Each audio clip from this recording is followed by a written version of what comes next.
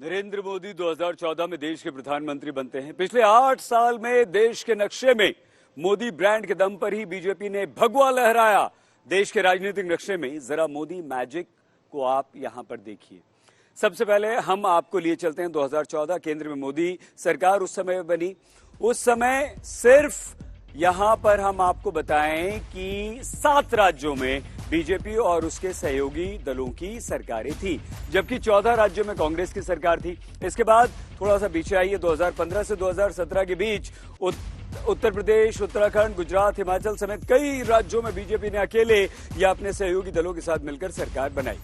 2018 ये वो समय था जब सबसे ज्यादा 21 राज्यों में बीजेपी या एनडीए की सरकार बनी थी, लेकिन 2018 के अंत में बीजेपी को कई सारे झटके लगे। 2019 में 17 राज्यों में बीजेपी गठबंधन की सरकार रह गई। कर्नाटक में कांग्रेस की सरकार को हराकर बीजेपी गठबंधन ने सरकार बनाई। आंध्र प्रदेश, छत्तीसगढ़, जम्मू कश्मीर, मध्य प्रदेश और राजस्थान में भी बीजेपी गठबंधन की सरकारें गिर गई। हालांकि बाद में फिर से बीजेपी ने कर्नाटक, मेघालय, मिजोरम जैसे राज्यों में यहां पर सरकार बना ली और 2022 विधानसभा चुनाव से पहले देश के 18 राज्यों में बीजेपी और उसके सहयोगी दलों की सरकार।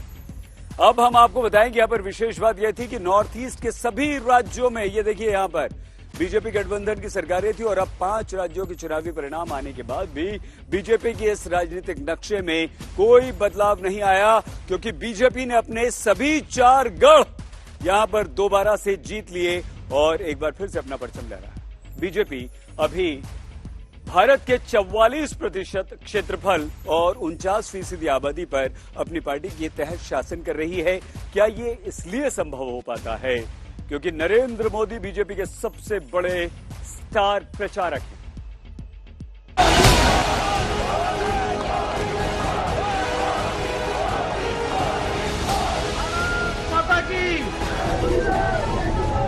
तारीख थी 10 फरवरी, जगह थी उत्तर प्रदेश का सहारनपुर, जब नरेंद्र मोदी ने उत्तर प्रदेश में चुनाव के ऐलान के बाद रैलियां करनी शुरू की।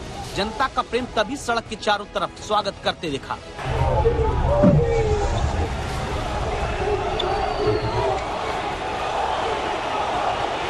फिर तारीख आई 6 मार्च, जगह थी वाराणसी। उत्तर प्रदेश में अपने ही संसदीय क्षेत्र में 2 दिन रुककर एक दिन रोड शो करते हुए प्रधानमंत्री ने बाद में सभा की।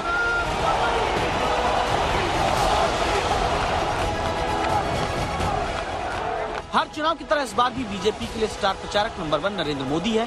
सिर्फ इसलिए नहीं कि वो प्रधानमंत्री है, इसलिए भी क्योंकि मोदी जब प्रचार करते हैं तो एक रिश्ता वोटर से जोड़ते हैं। इसकी डिलीवरी वोटर सीधे मतदान में बीजेपी के लिए करके देता है। नरेंद्र मोदी, मेरा एक काम करोगे? पक्का? माताएं बहनें, मेरा काम करोगे? नौजवान करोगे? पक्का करोगे? देखिए, घर घर जाकर के हर परिवार में मेरा प्रणाम पहुंचाओगे क्या? ये नरेंद्र मोदी के प्रचार का क्या जादू कहेंगे कि 2017 में पीएम ने यूपी विधानसभा चुनाव के दौरान जहां 24 रैली की, 403 में से 118 विधानसभा सीटों को कवर किया। नतीजे बताते हैं कि 5 साल पहले पीएम के प्रचार वाली इन सीटों में से 102 सीट पर बीजेपी ने जीत हासिल की थी। इस बार क्या हुआ? प्रधानमंत्री ने 2022 के चुनाव के दौरान 22 दिन में 24 रैली की, 403 में से 192 सीटों को अपने प्रचार से कवर किया। नतीजे बताते हैं कि पीएम के प्रचार वाली इन सीटों में से 134 सीट पर बीजेपी ने विजय हासिल की। भारतीय जनता पार्टी 2014 में एक ईमानदार सरकार का वायदा करके चुनाव जीती थी और हमारी ईमानदारी को देखकर 2019 में जनता ने हमें और ज्यादा आशीर्वाद दिया।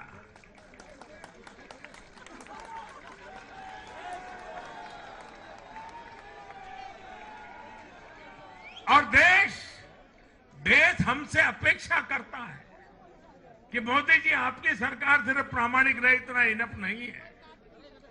आप ही हैं, आप ही की सरकार है जो भ्रष्टाचारियों को सजा कर सकती है, उन पर कठोर से कठोर कार्रवाई कर सकती है। मुझे बताइए, जनता की इस अपेक्षा को मुझे पूरा करना चाहिए कि नहीं करना चाहिए?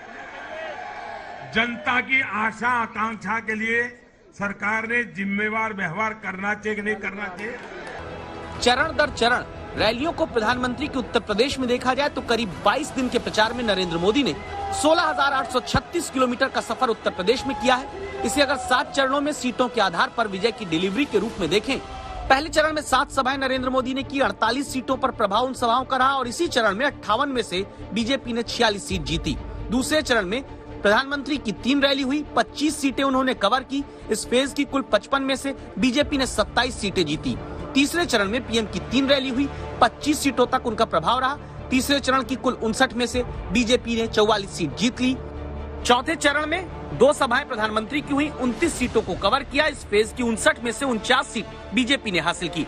5वें फेज में नरेंद्र मोदी ने 3 रैली की, 46 सीटें कवर की। इस चरण की 61 में से 40 सीट बीजेपी जीती। छठे फेज में 2 रैली से 12 सीटें पीएम ने कवर की। इस फेज में 57 में से 40 सीट बीजेपी अपने नाम करती है। 7वें चरण में 5 सभाएं प्रधानमंत्री की हुई, 34 सीटें कवर की गईं। यहाँ कुल 54 में से 26 सीट बीजेपी ने जीती है। जहाँ समाजवादी पार्टी पर कानून व्यवस्था और परिवारवाद के मुद्दे पर फोकस करके प्रहार पीएम करते रहे, नतीजा आपके सामने है। ये मेरे शब्द लिख करके रखिए दोस्तों, एक न एक दिन ऐसा आएगा जब भारत में परिवारवादी राजनीति का सूर्यास्त ये देश के नागरिक करके रहेंगे।